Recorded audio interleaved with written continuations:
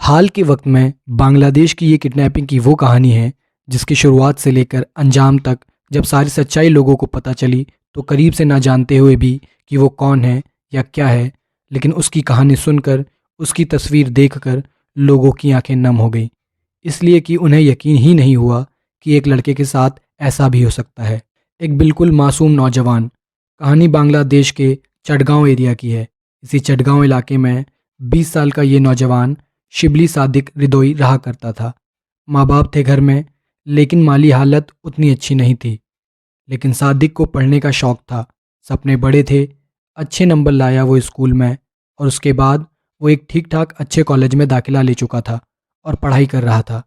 पढ़ाई के साथ अपनी फ़ीस जमा करने के लिए उसने पार्ट टाइम नौकरी की। ये नौकरी की उसने एक पोल्ट्री फार्म में, जो कि घर से कुछ ही दूरी पर था। क्योंकि ये पढ़ा लिखा था तो उस पोल्ट्री फार्म में इसको मैनेजर की नौकरी मिली और ठीक ठाक पैसे थे, इतने कि फ़ीस भी भर जाए, माँ बाप की मदद भी हो जाए और पॉकेट खर्च भी निकल जाए। तो बड़ी ईमानदारी से ये अपना काम करता था। अच्छा, ये बेहद शुरुआत से ही ईमानदार लड़का था और कोई इसके अंदर ऐब नहीं थी। उस पोल्ट्री फार्म में 6 और मुलाजिम काम करते थे। उन 6 के साथ भी धीरे धीरे जब उसने काम किया तो दोस्ती हो गई। हालांकि उन सबके बीच उम्र में ज़्यादा फासला नहीं था, 5-6 साल लगभग। लेकिन उन सब में सबसे छोटा सादिक ही था, सिर्फ 20 साल का, और 20 साल की उम्र में मैनेजर बना हुआ था। बाकी जो 25-26 साल के थे वो सब उसके अंडर में थे। लेकिन सभी से एक साथ दोस्ती हो गई। लेकिन दोस्ती के बावजूद सादिक हमेशा सभी से यही कहा करता था कि देखो, जो जिम्मेदारी, जो काम है उसको ईमानदारी से पूरा करो, बाकी दोस्ती यारी अपनी जगह। लेकिन क्योंकि हम उम्र लगभग 4-5 साल का फ़र्क, बाकी मुलाजिम जो हैं वो काम के साथ कोताही बरतते थे। शुरुआत में सादिक उन्हें प्यार से समझाता, लेकिन फिर कई बार डांट भी देता। लेकिन नौकरी ठीक ठाक चल रही थी। वो वक्त पे जाता, काम करके लौट आता था। 28 अगस्त 2023 की शाम भी वह उसी पोल्ट्री फार्म पर गया। वहाँ उसने अपनी ड्यूटी संभाली और उसके बाद रात को उसे घर लौट आना था। लेकिन वो रात को घर नहीं लौटा। अब माँ बाप घर में थोड़ा परेशान, लेकिन ऐसा 1-2 बार पहले भी हुआ था कि वह बहुत लेट आया या सुबह आया। इसी वजह से उन्हें उतनी ज़्यादा फिक्र भी नहीं हुई। लेकिन ये था कि उसने इस बार फ़ोन भी नहीं किया। फिर भी उन्हें लगा चलो कहीं बिज़ी हो गया होगा। अगले दिन सादिक के ही मोबाइल से सादिक की मां नाहिदा अख्तर, उनके पास फ़ोन आता है। दूसरी तरफ फ़ोन पे सादिक, और वो बेहद घबराया हुआ। वो अपनी मां से कहता है, माँ मुझे कुछ लोगों ने किडनैप कर लिया है और मैं इस वक्त एक कार में हूँ। 12 घंटे से कार के अंदर हूँ और ये लोग मुझे धमकी दे रहे हैं। इससे पहले कि आगे कुछ कहता, यह फ़ोन कट गया। अब माँ बाप परेशान। अभी वो सोच ही रहे थे कि अगला कदम क्या उठाएं, तभी सादिक के ही फ़ोन से एक दूसरा कॉल आया, उसी की माँ के नंबर पर। इस बार आवाज़ दूसरी थी। उसने कहा कि तुम्हारा बेटा सादिक इस वक्त हमारे कब्ज़े में है। हमने उसे किडनैप कर लिया है और अगर तुमने दोबारा सादिक के मोबाइल पर फ़ोन किया तो हम उसे मार डालेंगे। अगर तुम पुलिस के पास गई तो भी हम इसे मार डालेंगे, और इस बात को हल्के में मत लेना। इसके बाद उस फ़ोन करने वाले ने कहा कि अगर उसको बाहिफाजत वापस चाहती हो तो 15 लाख टका आप हमें दे दो, हम जगह बताएंगे कहाँ पर देना है। और यह कहकर फिर दोबारा धमकी रिपीट की कि इस फ़ोन पर दोबारा फ़ोन मत करना, और फ़ोन काट दिया। अब गरीब परिवार के लिए 15 लाख टका ये बांग्लादेशी करेंसी है, बड़ी रकम थी। अब रो रो कर माँ बाप का बुरा हाल, लेकिन इधर बेटे की ज़िंदगी भी है। तो खैर अगला दिन इंतज़ार किया। अगले दिन फिर फ़ोन आया। अगले दिन फ़ोन आया तो माँ गिड़गिड़ाने लगी। उसने कहा, देखो तुम जो भी हो, तुम्हें शायद गलतफहमी हो गई है। वो किसी रईस ख़ानदान या अमीर बाप का बेटा नहीं है। वो बेहद गरीब घर का लड़का है। मैं उसकी माँ, उसके बाप हैं। हमने ज़िंदगी में कभी 15 लाख टका देखा ही नहीं है। 15 लाख क्या, हमने तो लाख टका भी नहीं देखा है।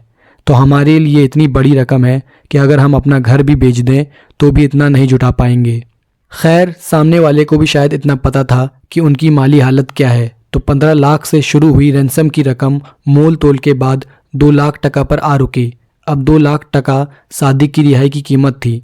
इसके बाद उसने बताया एक जगह और वह कि इस दिन इस जगह पर 2 लाख टका लेकर आ जाना, और इस बार कोई मोल तोल नहीं, आगे कोई वक्त नहीं देंगे, और अगर तुमने नहीं दिया तो फिर हम उसे मार डालेंगे।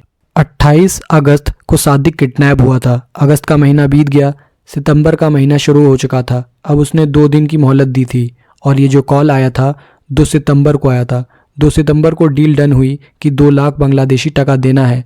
अब माँ बाप के लिए 2 लाख भी बड़ी रकम, लेकिन बेटे की ज़िंदगी भी। उन्होंने जो कुछ सेविंग किया था इकट्ठे किए, अपने रिश्तेदारों से पड़ोसियों से मांगना शुरू किया, लोगों के आगे हाथ जोड़े, गिड़गिड़ाए कि बेटे का सवाल है, आप हमें दे दो, हम लौटा देंगे। क्योंकि परिवार का रेपुटेशन भी अच्छा था और सभी लोग जानते थे और सादिक की भी लोग इज्जत करते थे कि पढ़ने वाला लड़का है, होशियार है, ईमानदार है, तो सभी ने इसलिए मदद की। किसी तरीके से 2 लाख बांग्लादेशी टका परिवार ने इकट्ठा कर लिया। उन्होंने 4 सितंबर को दोपहर के बाद एक जगह 2 लाख लेकर आने को कहा और फिर यही धमकी दी कि अगर पुलिस को या किसी को बताया और उस पैसे के साथ अगर मान लो हमारे लोग पकड़े भी गए तो भी हमें फ़र्क नहीं पड़ेगा, तुम्हारे बेटे को मार डालेंगे। अपने बेटे की भलाई के लिए उन्होंने वैसा ही किया जैसा किडनैपर्स ने कहा और पुलिस से कोई कांटेक्ट नहीं किया। 4 सितंबर की दोपहर के बाद 2 लाख लेकर किडनैपर की बताई जगह पर बाप पहुंच गया। वहां 2 लोग आए, दोनों ने पैसे लिए और वहां से जाने लगे। तो बाप ने कहा हमारा बेटा दे दो, तो उन लोगों ने कहा कि तुम घर जाओ, तुम्हारा बेटा तुम्हें घर पर मिल जाएगा। बाप खुश हुआ और भागता हुआ बदहवास घर पहुंचा। घर पहुंचा तो बेटा नहीं था। बीवी से पूछा कि कहाँ है सादिक। बीवी घबराई, उसने कहा वो अभी तक नहीं आया। बाप दिलासा देता है, घबराओ मत, हमने पैसे दे दिए हैं, उनकी डिमांड पूरी हो गई है। उन्होंने वादा किया है कि वो घर पहुंच जाएगा। शायद कहीं ट्रैफिक में फंस गया हो या दूर ले गए हों किडनैप करके, आने में वक्त लगेगा। अब माँ बाप बेसब्री से दरवाजे पर खड़े होकर अपने बेटे के लौटने का इंतज़ार कर रहे हैं। पूरी रात बीत गई, बेटा नहीं लौटा। 5 सितंबर की तारीख आ गई, बेटा नहीं लौटा। 6 सितंबर आ गया, बेटा नहीं लौटा। अब 7 सितंबर की तारीख आ गई, पैसे दिए हुए तीसरा दिन था। 4 सितंबर को पैसे दिए थे, किडनैपर ने वादा किया था। अब वो सादिक के मोबाइल पर फ़ोन कर रहे हैं तो फ़ोन भी बंद है। अब माँ बाप परेशान, इधर पैसे दिए 3 दिन हो गए हैं, फिर भी बेटा नहीं लौटा। फिर उन्होंने अपने कुछ रिश्तेदारों से बात की क्योंकि वक्त बहुत हो चुका था। 28 अगस्त को किडनैप हुआ था, 7 सितंबर की तारीख आ गई, लगभग 10 दिन हो चुके थे। तब रिश्तेदारों ने समझाया। इसके बाद माँ बाप लोकल पुलिस स्टेशन पहुंचते हैं, वहां जाकर पूरी कहानी सुनाते हैं। पुलिस वाला पहले तो सुनकर गुस्सा भी होता है, कहता है कि जब ये हुआ, जिस दिन पहली बार उसका कॉल आया था, आपको उसी दिन पुलिस को बताना चाहिए था, हमसे जो हो सकता हम करते। माँ बाप ने अपनी मजबूरी बताई कि उन्होंने धमकी दी थी और हम डर गए थे क्योंकि हमारी एक लौती औलाद है, उसे कुछ हो ना जाए। पैसे का तो हम इंतज़ाम कर सकते हैं, पैसे कहीं से भी ला सकते हैं, पर बेटा दोबारा नहीं ला सकते, इसलिए हमने पुलिस के पास कोई शिकायत नहीं की। शायद पुलिस वालों को भी ऐसे केसेस में पेरेंट्स की मजबूरी समझ में आ जाती है। पुलिस ने कंप्लेन लिखी, फिर पूछा आपकी कोई दुश्मनी किसी से? उन्होंने कहा नहीं, किसी से दुश्मनी नहीं। पूरी पूछताछ में पुलिस ने कहा छोटी सी छोटी बात बताइए उसके बारे में। अब माँ बाप छोटी छोटी बातें उसके कॉलेज, स्कूल, पड़ोसी, रिश्तेदारों से की बातें बताने लगे। कोई ऐसी बात पता नहीं चली। तभी माँ को एक बात याद आई। सादिक की माँ ने कहा कि करीब 2 महीने पहले सादिक मुझे एक दिन बता रहा था कि पोल्ट्री फार्म में जहाँ वो काम करता है वहाँ जो और भी मुलाजिम काम करते हैं उनसे कुछ झगड़ा हुआ था। लेकिन फिर उसके 1-2 दिन बाद फिर मैंने पूछा कि कोई झगड़ा वगड़ा तो नहीं हुआ दोबारा, तो उसने हंसकर कहा था कि नहीं माँ, अब ऐसा नहीं है, वो सब हमारे साथ के ही हैं और उस दिन सब समझौता हो गया था, वो थोड़ी सी देर के झगड़े की बात थी, अब कोई ऐसा इशू नहीं है। लेकिन पुलिस के लिए बड़ी बात थी। पुलिस को जैसे ही पता चला, पुलिस अब पोल्ट्री फार्म पहुंची। पोल्ट्री फार्म पहुंची तो वहाँ पे पोल्ट्री फार्म के ओनर को बुलाया गया और पूछा गया कि क्या ऐसी वैसी बात हुई थी। तो ओनर ने कहा हाँ, 2 महीने पहले झगड़ा हुआ था और फिर मैंने सब सेटल करा दिया था, उसके बाद ऐसा इशू नहीं हुआ था। 6 के 6 मुलाजिम से पूछा तो उन्होंने भी कहा हमारा झगड़ा हुआ था, लेकिन फिर हम सब में दोस्ती हो गई थी और ये 2 महीने पहले की बात है। पुलिस ने अपनी तरफ से और तफ्तीश शुरू की, लेकिन ऐसा एक दुश्मन सादिक का पुलिस को नहीं मिला। फिर पुलिस को ये भी था कि आमतौर पर किडनैपिंग का केस उन्हीं लोगों से रिलेट किया जाता है जिसके पास पैसा हो देने के लिए। ये तो बेचारा गरीब परिवार है, ये पैसे कहाँ से दे? 2 लाख टका का भी इन्होंने इधर उधर से लेकर हाथ फैलाकर इकट्ठा किए हैं। तो पुलिस को लगा हो ना हो ये दुश्मनी की ही बात है। और सारी इन्वेस्टिगेशन के बाद आखिर पुलिस को पता नहीं क्यों घूम फिर कर लग रहा था कि ये जो लड़कों से लड़ाई हुई थी 2 महीने पहले, शायद यही वजह है उसकी किडनैपिंग की। पुलिस ने अब दोबारा 6 के 6 मुलाजिमों को अलग अलग बुलाकर पूछताछ की। फिर भी वो लोग लगातार मना करते रहे। लेकिन फिर जब पुलिस ने और कड़ाई से पूछताछ की तो उनमें से 1-2 लड़के टूट गए और फिर उन्होंने पूरी सच्चाई बताई। उन्होंने बताया कि हमारे इन 6 लड़कों में से एक मेन लड़का था जिससे जून में लड़ाई हुई थी, पर उसके बाद सब ठीक हो गया था। लेकिन वो लड़का नहीं भूला। उसकी उम्र करीब 25-26 साल थी। एक तो उसको ये दुश्मनी थी कि हम सब 25-26 साल के हैं और ये 20 साल का लड़का यहाँ पे मैनेजर बना हुआ है, हम पे धौंस जमाता है और हमारा बॉस बना हुआ है एक तरह से। एक दिल में उसके ये बात थी। फिर ये बहुत ईमानदारी से अपना काम करता था और चाहता था सारे मुलाजिम भी ईमानदारी से अपनी ड्यूटी निभाएं। लेकिन ये बाकी जो थे, इनमें से ख़ास तौर पर 2-3 लड़के वो काम कम करते थे, गप्पे ज़्यादा मारते थे और सादिक को ये बात पसंद नहीं थी।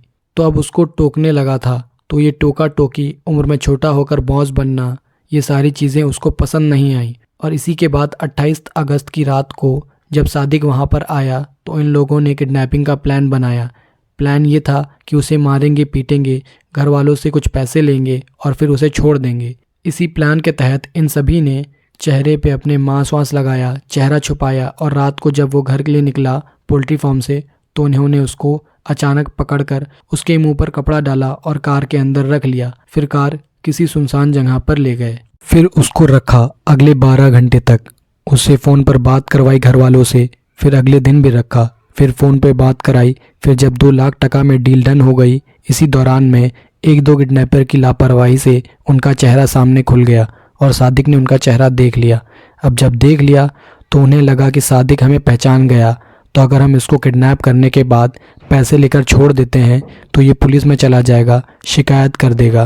तभी ये तय हुआ कि नहीं, अब इसे मार डालो। और इसी के बाद उसको गला घोंटकर मार दिया। फिर उन्होंने पूछा लाश कहाँ है, तो उन्होंने बताया कि लाश जो है वो वहीं हमने एक खाई में फेंक दिया। पुलिस की टीम आरोपियों को लेकर उस खाई के पास गई। वहाँ खाई में एक कंकाल मिला।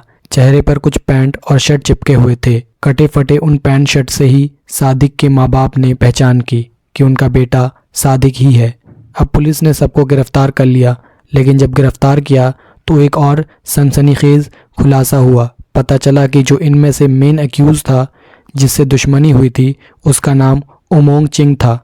तो खुलासा ये हुआ कि जब उसका कत्ल कर दिया गया, कत्ल करने के बाद उमोंग चिंग ने उसकी बॉडी के कुछ पार्ट्स के टुकड़े किए और उन्हें कुकर में पकाकर खा गया और फिर बाकी लाश के टुकड़े को ले जाकर उसने खाई में फेंक दिया।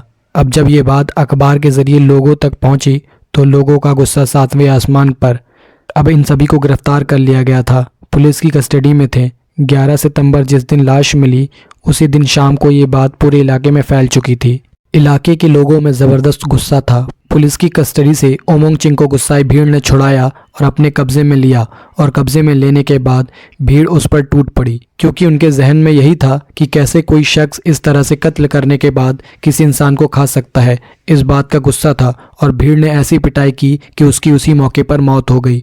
बड़ी मुश्किल के बाद पुलिस बाकी जो 5 थे उनको किसी तरह उस भीड़ से निकाल कर ले गए, वरना निशाने पे वो 6 के 6 लोग थे। बाद में उन 5 को सख्त सुरक्षा में भीड़ से बचाकर जेल ले जाया गया। तो एक की मौत हो गई, बाकी इस वक्त जेल में है और सादिक के घर पर माँ बाप पर गम का ऐसा पहाड़ टूटा है जो शायद वो जब तक जिंदा रहें इससे उभर नहीं पाएंगे।